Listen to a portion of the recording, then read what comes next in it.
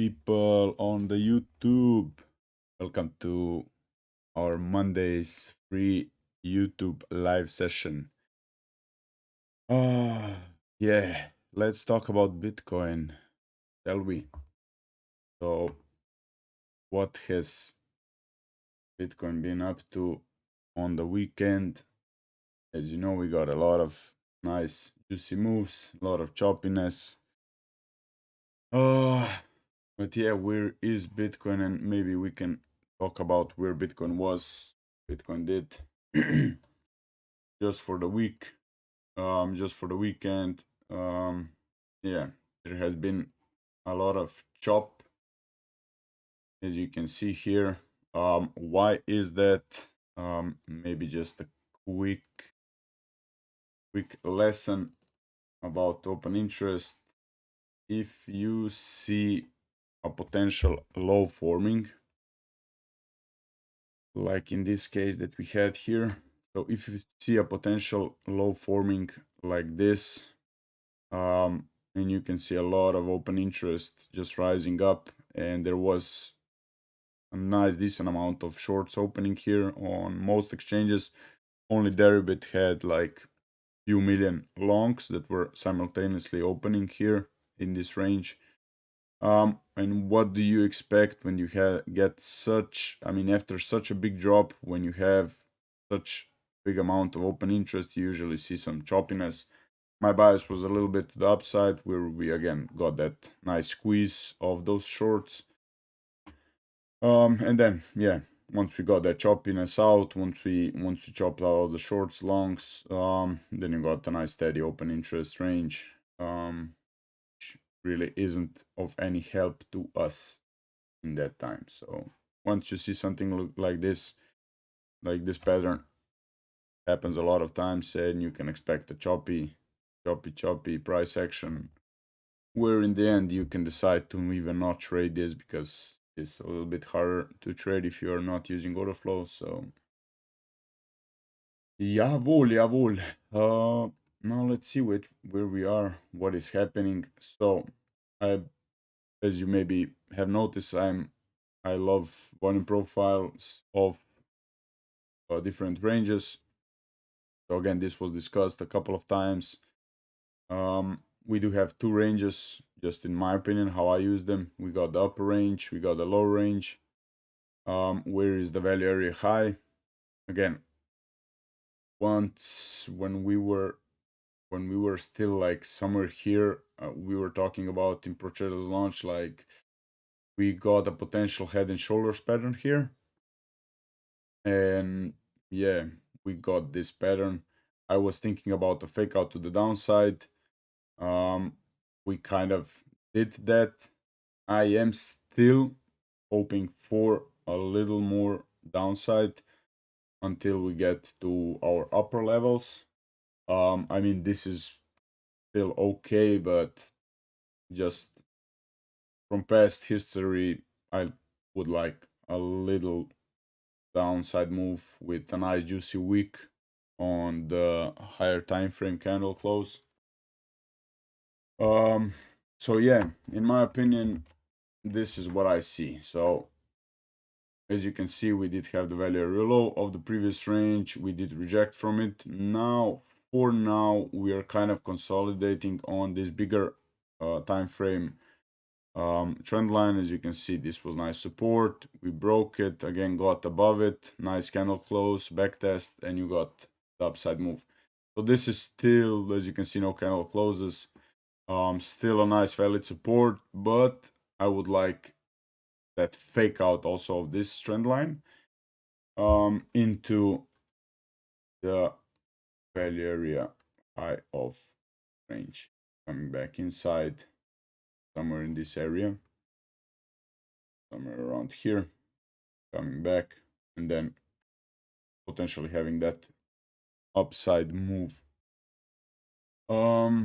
What again I think a lot of Twitter boys will be talking about is kind of this bigger wedge that is currently forming here.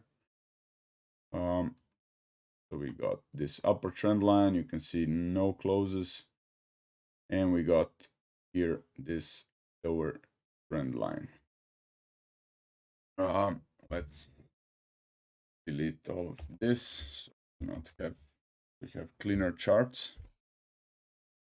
Okay, so what am I kind of expecting here is some kind of breakout of this wedge. It is has the range has been tightening, and yeah, so kind of what I'm looking at is some liquidity grab. So we do have some liquidity here resting, and we do have again liquidity resting below. Only on Bybit, I know the liquidity got taken out from this low.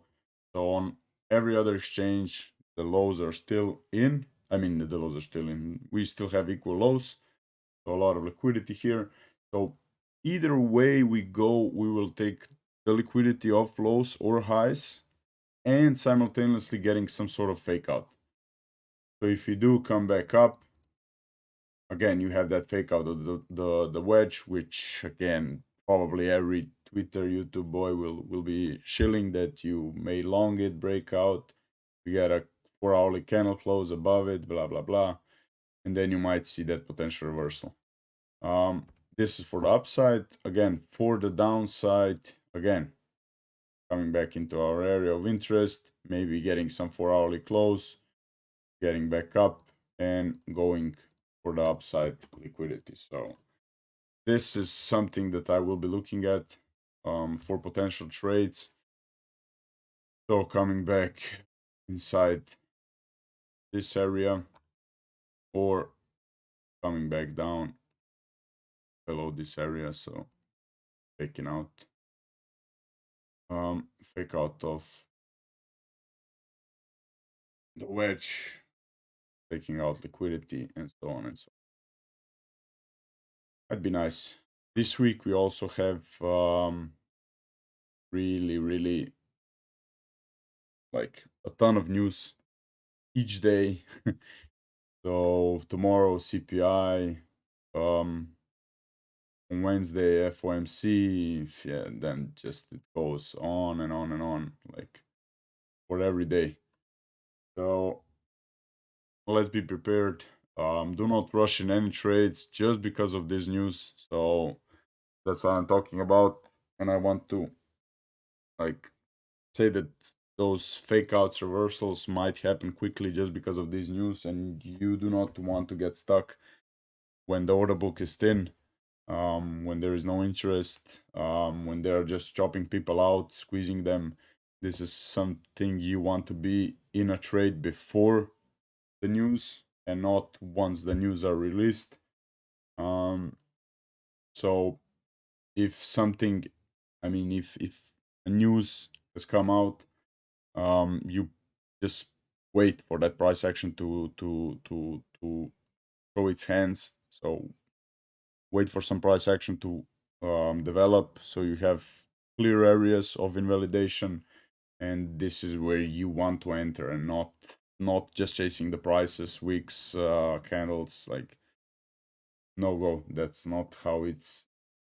I mean, that's not how a good trader would trade this. We do have some, like today we had some bullish CVD here, as you can see. Lower lows, you got that squeeze immediately, which was really nice.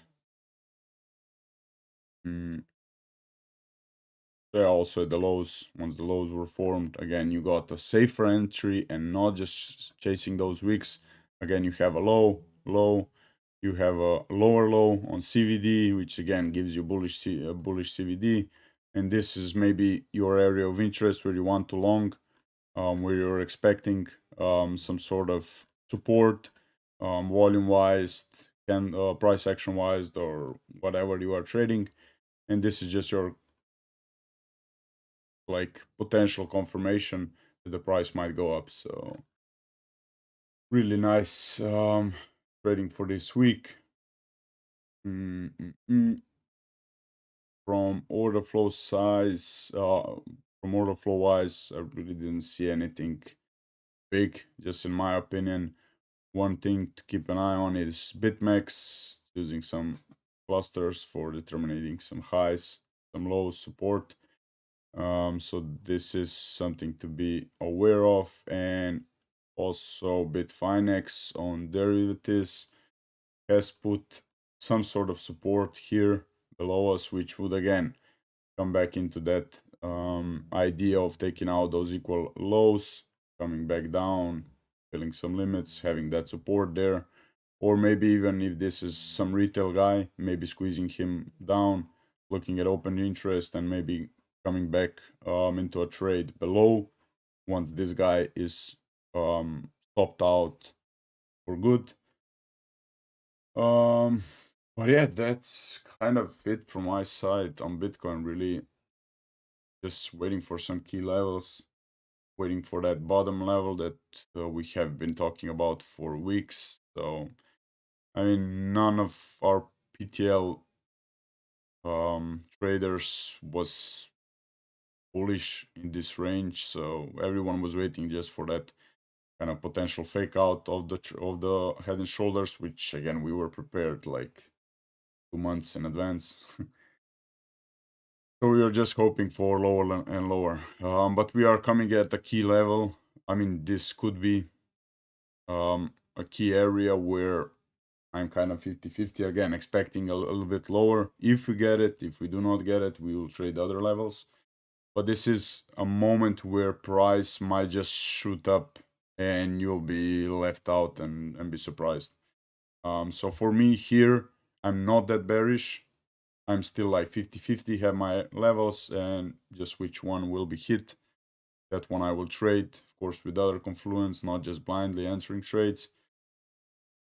So yeah, that's it from my side. Today we have a nice juicy altcoin session prepared in Pro Traders launch. So anyone who is interested, um, please do join us. But that's it. That's it from my side. I'll see you guys next week on the next YouTube